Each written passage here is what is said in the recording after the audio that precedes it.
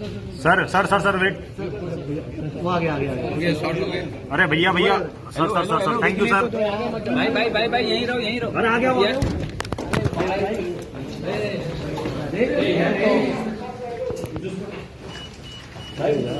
भाई भाई फ्लैश करो।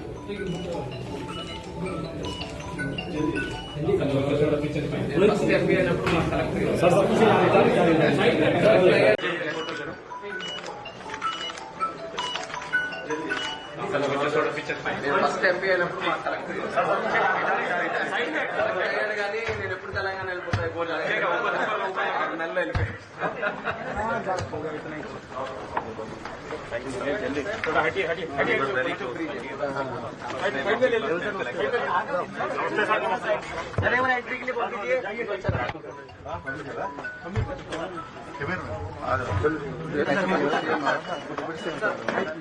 कैमरा बता भाई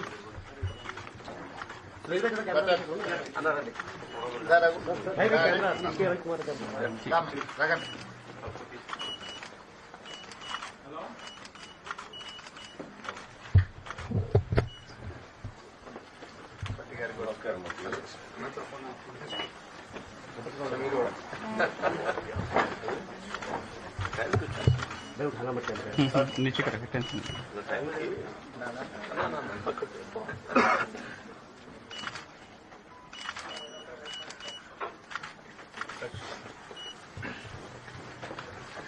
बस एक बार ये visual sir 1 second.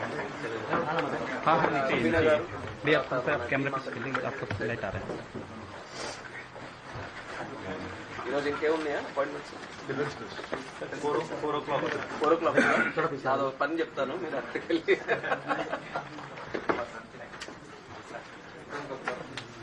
Joint secretary first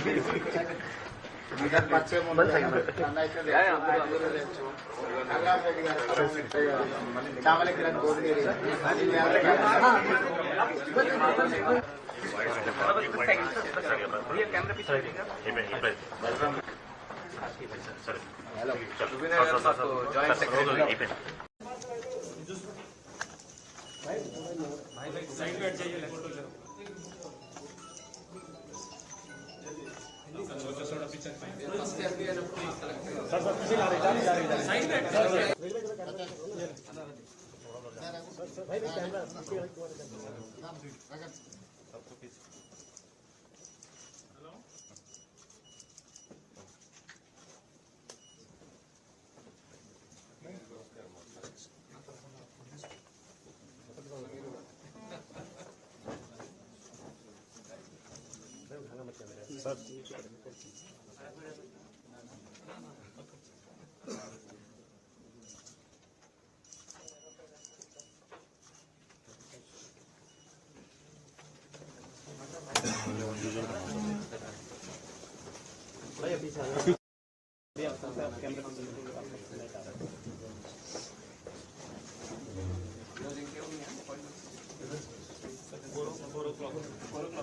మా నాదో పని చెప్తాను, మీరు అక్కడికి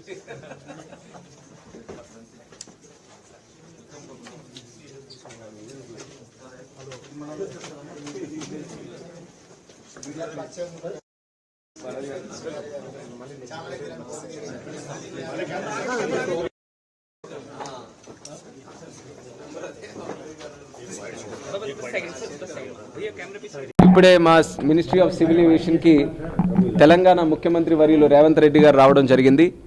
ఎయిర్పోర్ట్స్ ని తెలంగాణలో అభివృద్ధి చేయాలనే ఆలోచనతో ఆయన కూడా ఒక రిప్రజెంటేషన్ మాకిస్తూ పలు ఎయిర్పోర్ట్లు కానీ పలు లొకేషన్ల మీద కానీ చర్చించడం కూడా జరిగింది. అందులో అతి ముఖ్యంగా వరంగల్ ఎయిర్పోర్ట్ని వీలైనంత త్వరగా పూర్తి చేయాలనే సంకల్పంతో వాళ్ళు కూడా విచ్చేసిన తర్వాత మా మినిస్ట్రీ నుంచి కూడా, ఎందుకనంటే ఒక తెలుగువాడిగా ఈరోజు అవకాశం వచ్చిన తర్వాత నేను మొదటి రోజు నుంచి కూడా చెప్పాను, ఆంధ్రప్రదేశ్లో అలాగే తెలంగాణలో రెండిట్లో కూడా సరి సమానంగా ఎక్కడెక్కడైతే ఎయిర్పోర్ట్లు నూతనంగా ఏర్పాటు చేసే అవకాశాలు ఉన్నాయో ఏవియేషన్ అభివృద్ధి చేసే అవకాశాలు ఎక్కడెక్కడైతే ఉన్నాయో రెండింటిని కూడా సమాంతరంగా డెవలప్ చేయాలనే ఆలోచనతో నాకు ముందు నుంచి కూడా ఒక పట్టుదలతో ఉన్నాము. అందులోనే ఈరోజు స్టేట్ గవర్నమెంట్ కూడా ప్రోయాక్టివ్గా ఈరోజు రావడం, ముఖ్యమంత్రి గారి స్వయంగా రావడం, ఆయనకున్నటువంటి ఆలోచనలు తెలంగాణ అభివృద్ధి కోసం కూడా ఆయన పాల్పంచుకోవడం ద్వారా ఈరోజు అందరం కూడా సమిష్టిగా కృషి చేసి మనం అనుకున్నటువంటి లక్ష్యాలు చేరుకోవడానికి ఒక అవకాశం, ఒక వేదిక ఈరోజు మాకు దక్కింది. ఆయన రిక్వెస్ట్ చేసింది వరంగల్లో అక్కడ ఉన్నటువంటి సైటు, ఎందుకనంటే ఎయిర్పోర్ట్ తాలూకు ల్యాండ్ కొంత ఉంది, కానీ అదనంగా కొంత ల్యాండ్ కూడా దానికి కావాల్సి వచ్చింది. సో మేము రిక్వెస్ట్ చేసాం ఒక 253 ఏకర్స్ కావాలని. స్టేట్ ప్రోయాక్టివ్గా దానికి కావాల్సినటువంటి డబ్బులు కూడా రిలీజ్ చేసి ల్యాండ్ ఎక్విజిషన్ త్వరితగతిన పూర్తి చేయాలని కూడా మొన్ననే ఆదేశాలు కూడా జారీ చేయడం జరిగింది. సో మేము వెయిట్ చేస్తున్నాం. ల్యాండ్ ఎక్విజిషన్ ఎంత తొందరగా అయితే ఎయిర్పోర్ట్ అథారిటీ ఆఫ్ ఇండియా తరఫున మేము పూర్తిగా రెస్పాన్సిబిలిటీ తీసుకొని అక్కడ బ్రహ్మాండమైనటువంటి ఎయిర్పోర్టు వరంగల్కి అందరికీ కూడా ప్రజలందరూ కూడా మెచ్చుకునే విధంగా అక్కడ ఒకటి ఏర్పాటు చేయాలని దాని మీద నిర్ణయం తీసుకోవడం జరిగింది. దానితో పాటు స్టేట్ గవర్నమెంట్ నుంచి మరొక 3 లొకేషన్లు కూడా వారు రిక్వెస్ట్ చేశారు.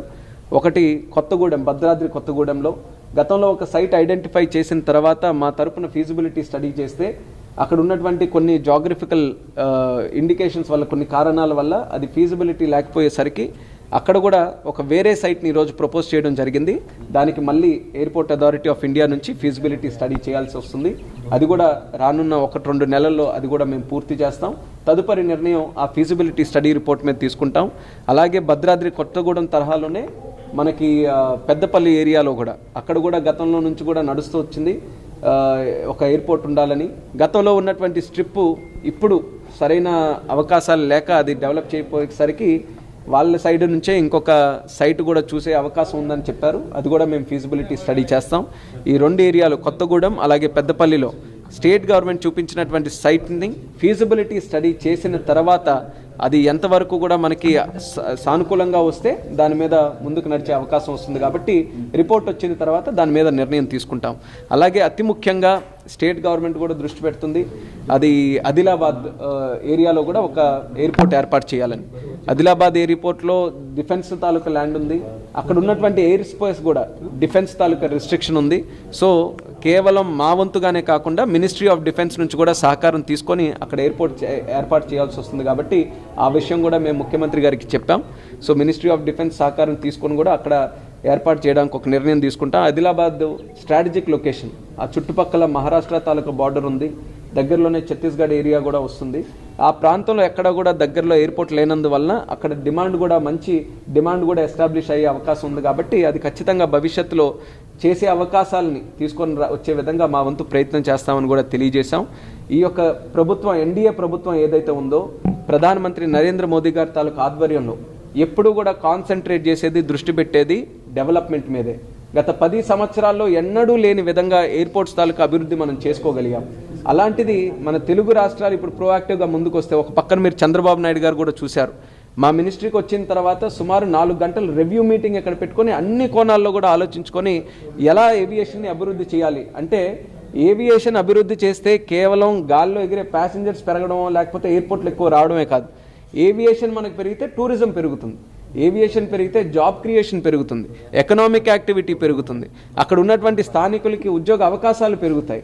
అలాగే ఇంజనీర్స్కి కానీ, టెక్నీషియన్స్కి కానీ, పైలట్స్కి కానీ అనేక రంగాల్లో అధిక ఉపాధి అవకాశాలు దక్కే వస్తుంది. కాబట్టి అందరూ ఆసక్తిగా చూస్తున్నారు మా ప్రాంతానికి ఈరోజు ఎయిర్పోర్ట్ రావాలని. ఆ డ్రీమ్ని, ఆ యొక్క కళని ఈరోజు సాకారం చేయడానికి కేంద్ర ప్రభుత్వం అలాగే ప్రధానమంత్రి గారు గత 10 సంవత్సరాలుగా కృషి చేస్తూ అద్భుతమైనటువంటి రీతిలో ఏవియేషన్ అభివృద్ధి చేశారు. ఈరోజు అలాగే చంద్రబాబు నాయుడు గారి తాలూకా గైడెన్స్లో, నరేంద్ర మోదీ గారి తాలూకా మార్గదర్శకంలో ఈ యొక్క ఏవియేషన్ని ఈరోజు ఒక యువ మంత్రిగా నాకు అవకాశం వచ్చిన తర్వాత మరింత అభివృద్ధి చేసి చూపించాలనేటటువంటి లక్ష్యంతో నేను కూడా కృషి చేస్తున్నాను. ఇలా ముఖ్యమంత్రి గారు ఈరోజు రావడం, ఆయన కూడా తెలంగాణకి సంబంధించి ఈ విషయాలన్నీ కూడా పంచుకోవడం చాలా ఆనందంగా అనిపించింది. మాకు కూడా తెలంగాణలో పూర్తి శాతం అభివృద్ధి చేయాలని చాలా రోజుల నుంచి మేము ఎదురు చూస్తున్నాం. ఈరోజు అన్నీ సానుకూలంగా ఉన్నాయి కాబట్టి ఖచ్చితంగా రానున్న రోజుల్లో అభివృద్ధి మీరందరూ కూడా చూసే విధంగా చర్యలు కూడా తీసుకుంటాం. మా లక్ష్యం అయితే 4 కాదు, అవకాశం ఉంటే 4 కన్నా ఎక్కువే చేయాలని ఉంటుంది. కానీ నేను అన్నట్టు ఎయిర్పోర్ట్ కట్టాలనంటే మొట్టమొదటిగా భూమి తాలూకా సమస్యను మనం పరిష్కరించుకోవాలి.